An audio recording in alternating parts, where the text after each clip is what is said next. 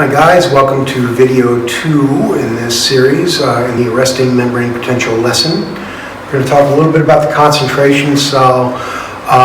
Really important concept in my opinion. If you want to know how I learned how voltages work, this is how I did it. And then the Nernst potential, and we'll talk a little bit about membrane capacitance in this video. So here we have what's known as a concentration cell. We have potassium and chloride on one side of this membrane, the I side, which you may think of as intracellular. We have potassium and chloride on the outside, the E side, which you may consider to be extracellular. Potassium and chloride are low on the outside, high on the inside. Okay? So we have a gradient for potassium and chloride across this membrane. All right? High concentration here, low concentration there. Now, we ask ourselves, what happens if I make this membrane permeate to potassium and potassium only? Okay? So, if I do that, let's say I have a bunch of potassium channels and nothing else in this membrane, potassium is allowed to flow from high concentration to low concentration. So, potassium diffuses through the channels, just like any other substance. You go from high to low. Okay? But because potassium is charged, it does something special. It generates a potential difference across this membrane. What I mean by that is I have positive charge leaving the inside of the cell, going to the outside of the cell. So that means I have positive charge accumulating on the outside, and I'm leaving behind these chlorides, so I have negative charge accumulating on the inside. Okay? So another way of saying that is I generate a voltage across that membrane. All right? So the thing about generating a voltage, if I have negative charge building up here, potassium is positively charged. It's attracted to negative charge. So the more negative charge I build, the more potassium wants to stay in the cell and not flow down its concentration gradient. So the flux of potassium slows down. And as more and more potassium leaves, more and more negative charge builds up until potassium stops flowing altogether. All right? So we have two forces here. We have a chemical force where we have a concentration gradient where potassium is flowing from high to low concentration. And we have that opposed to the electrical force, which says positive charge is attracted to negative charge, which is keeping the potassium in the cell. When those two forces are equal, then you've stopped the flow of potassium. Okay? So another way of saying that is that the flow of potassium is dependent upon the electrochemical gradient. Okay? So, we just talked about electroneutrality. It is important for you to know that electroneutrality is generally maintained throughout the bulk of the cell. This is a tiny concentration of ions. They line up along the membrane, just like this, but away from that membrane, positive and negative charges are matched up. Electroneutrality is maintained, all right? And this is a very, very low percentage of the total number of ions inside the cell and outside, okay? So, we know that a voltage gradient builds, it stops potassium flow. Our first and probably most important question, how large will the voltage be when the potassium stops flowing? Okay? Well, that depends on the concentration gradient. The higher the concentration gradient across the membrane, the more potassium wants to flow from high to low concentration. And the more it wants to flow from high to low concentration, the more voltage has to build up to stop that flow. So the voltage depends upon the concentration gradient. And that is calculated by the Nernst potential, or the Nernst equation. X is the ion, so here we have potassium outside, we have potassium inside, take the log of that, multiply by 61, divide by the valence, which is +1, and that gives you the Nernst potential. So, if I have a potassium inside of 100, and I have potassium outside of 10, then 10 divided by 100 is 0.1, log of 0.1, -1 times 61 gives you a equilibrium potential of -61. That will be the membrane voltage, where potassium stops flowing from high to low if my high is 100 and my low is 10. Okay? That's our equilibrium potential. Potassium stops flowing when the membrane potential is equal to that equilibrium potential. Okay? So, having said that, that almost never happens. Excuse me.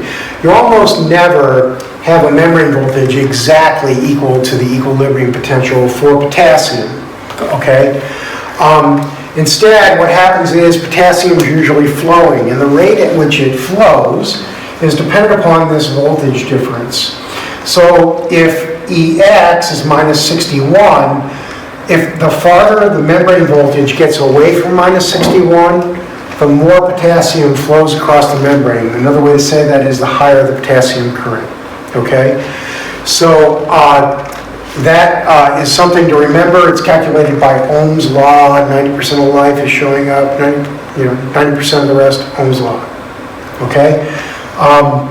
G is the permeability of the membrane to potassium. We'll talk about that in a minute. All right? But the current is dependent upon this voltage gradient. If the voltage of the membrane is equal to the equilibrium potential, the current is 0. Okay? That is, the potassium flow is 0. All right? All right.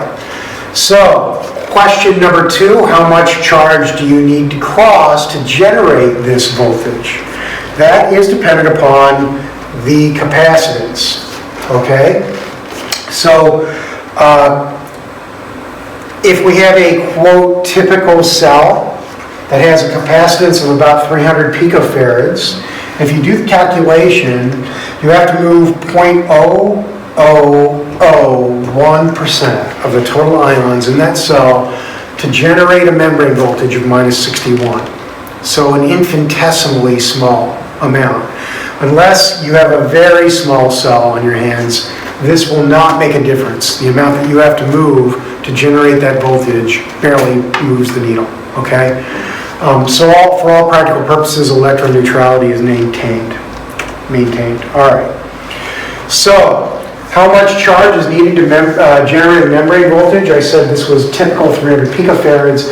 That depends upon the capacitance. The capacitance is defined by the slope of this line. That is the relationship between the voltage and the amount of charge needed to generate that voltage. All right? So, which one of these membranes has the higher capacitance? It's membrane 1. And here's how I know that. If I take a given voltage, and I look and I see how much charge I need to generate that voltage, membrane 2 doesn't require much charge, okay? I don't have to move much potassium across that membrane to generate a given voltage. Membrane 1 requires a great deal more charge to generate that voltage. I have to move a lot more potassium to generate the same voltage in membrane 1. So we say that membrane 1 has a high capacitance, membrane 2 has a low capacitance. And as you guys will recall, perhaps not,